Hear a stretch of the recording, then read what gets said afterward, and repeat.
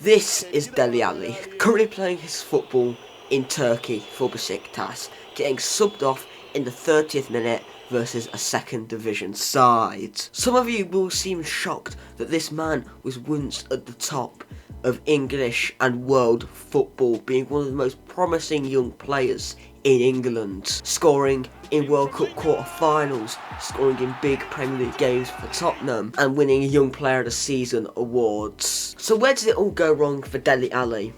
As any story, I'm going to take you back to the very start. This is Dele Alli, a young 18-year-old ripping it up in League One for mkdons, guiding them to runners-up in League One, which led to them getting promoted to the Championship. In this season, Dele Alli made 44 appearances, scoring 16 times and getting 11 assists. And for overall, he made 88 appearances for mkdons during his career at the Dons, scoring 24 times and getting 15 assists. It looked like Dele Alli had the world at his feet, with lots of clubs knocking on his door trying to get his signature, especially after he starred in mkdons' promotion to the Championship. And also, he was influential in mkdons' attack, which was so prolific, scoring 101 goals throughout that season, which was the highest scoring team in the division. And it was inevitable, despite mkdons' promotion, that he was going to be signed, and he was signed by Tottenham Hotspur and Maurizio Pochettino. In his first season for Tottenham, he was thrown in at the deep end, making 46 appearances, scoring 10 goals and getting 11 assists. Very, very respectable for your first season in the Premier League, seeing you were playing in League One just a year ago. He also scored this thunderbolt against Crystal Palace, which I thought I'd give an honourable mention to. In this season, he also won a Young Player of the Year award, which just shows how great he was bedded in at Tottenham. In this Tottenham side, he was playing in a 4-2-3-1, a sort of a left attacking midfielder, sort of a left mid, but also a attacking mid, you know. He was more played as a second striker at mkdons, but that position was fast going out of date. So he was moved to sort of left attacking midfield, getting involved with attacks, but not really a second striker. In his second season, it was even better. Dele Alli made 50 appearances, scoring 22 goals and 9 assists. He was thriving in this Poch system with the 3 attacking midfielders, often with Christian Eriksen and Eric Lamela, with Harry Kane leading the line. He was at the peak of world football. Even Sir Alex Ferguson, as in the Tottenham Hotspur Amazon documentary, said that Sir Alex Ferguson said to Jose Mourinho when he was at Man United, sign Dele Alli, which just shows how brilliant he was and how the world was at his feet. And in his second season, he again won back-to-back Young Player of the Season awards. And he was still only, 20 at the time, and he was ripping it up. Moving on to the 17-18 season, there was a slight drop, but a still very, very good season. Very respectable, 14 goals and 17 assists. More assists into his game, whereas he was more goal scoring in his previous seasons at Tottenham. He was still a promising young player, just hit 21 as well. And it was that year he was called up to Gareth Southgate's World Cup squad, where he scored the second goal against Sweden in the World Cup to send England to the semi-finals.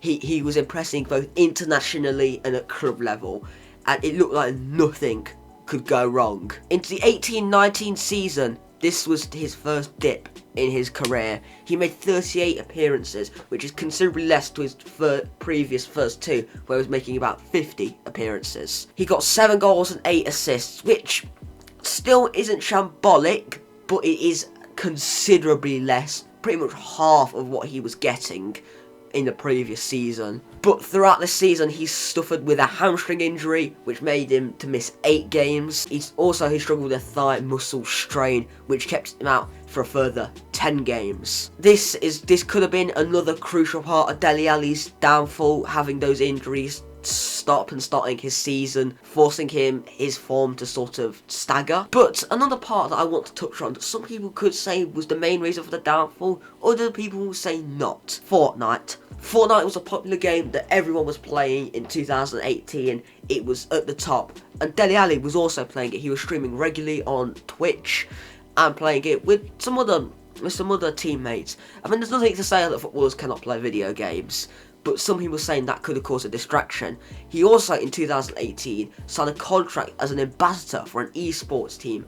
Again, could be something else clouding his mind, distracting him from football. Again, nothing to say footballers can't play video games. Many footballers play video games. A couple of footballers stream on Twitch. Lewis O'Brien, for example, and he's still doing perfectly well for Forest. But some people do put the release of Fortnite down to his inconsistent form, not fully committing to his training, focusing on gaming. Moving on to the 1920 season, Alli missed the first chunk of the season through an hamstring injury and returned in October. But after the Tottenham's poor start, after suffering from a major hangover from the Champions League defeat to Liverpool, Poch was soon sacked after average performances, leaving Tottenham in mid-table, which is not where Spurs aim to be that season. And now the next part of this could have been a crucial fact in the downfall of Dele Alli.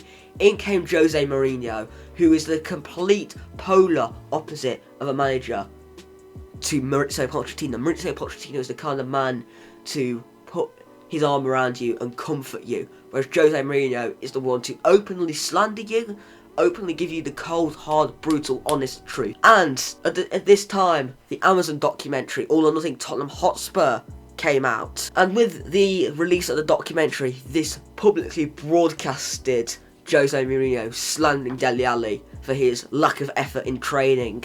And after a little while, he did what he thought was best, and gave Dele Alli a one-to-one conversation, giving him the cold, hard, honest truth. Now, what Jose did say was correct, but for some players, they would embrace that. For some players, they would say, I'm going to show this guy. For some players, that would turn them into defence mode, that will shut them off. Why? Why would I want to play for this guy who has already given up on me, who openly slanders me in front of my teammates, calls me lazy? And Dele, it looked like he chose the latter, going into shutdown modes. And the Amazon documentary hit home that he was not a good trainer, he was lazy, he did not put 100% into his training, which again could bring back to the focus on gaming maybe. Again, come the end of the 1920 season, he made 38 appearances, scoring 9 goals and 6 assists.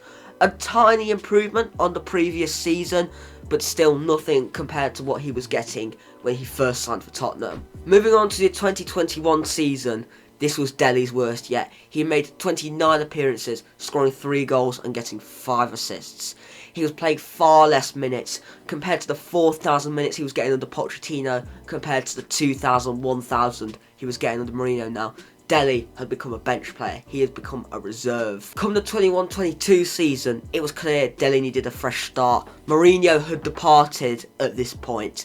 Nuno came in, but he still couldn't get a look in. He needed a fresh start. He only made the 18 appearances, scoring the 2 goals and getting the 1 assist. So come January deadline day, Everton and Frank Lampard came in for him. Now this looked like perfect, ticks all the boxes. A completely new club in England with a manager, Frank Lampard, a Hall of Fame midfielder, the sort of manager that would put their arm around you and comfort you. That looked like it was ticking all the boxes for Dele. He moved there, but he just made 11 Premier League appearances with 1 start, that being on the final day of the season when Everton had nothing to play for. Now this could have been for lack of effort put into training, bringing it back to the side of gaming, bringing what Jose Mourinho brought up. So lots of things could have factored in to why Dele was not getting games at Everton, but it just looked like the perfect move for him. And now, come 2022, fast forward to summer of 2022, he's loaned out to Besiktas. You know, this could have also been a perfect move, you know. He was hailed by the Besiktas fans, going to a completely different new country, 100% clean slate. He could rip it up, he could regain his form, go back to Everton and really make a statement for being the first name on the team sheet, getting back to his old self. But at the time of recording, Dele has made 9 appearances, scoring 2 goals, and was booed off by the Besiktas fans when they were 2-0 down to a second division side. No one really knows what went wrong for Dele Alli. Was it his gaming? Was it his lack of effort in training? Was it him just peaking too early in football? Obviously, Dele Alli is not the first person for this to happen to. There's plenty of other examples, e.g. Ravel Morrison. Hopefully, the future gets better for Dele Alli, as he is still only, 25, 26 now. He does risk getting out of football by the time he hits 30. But his career is still there. He can still save it. But it's whether he has the work rate and the guile to go and do that. But that was the story of the downfall of Dele Alli. Thank you all for watching. Stay safe and goodbye.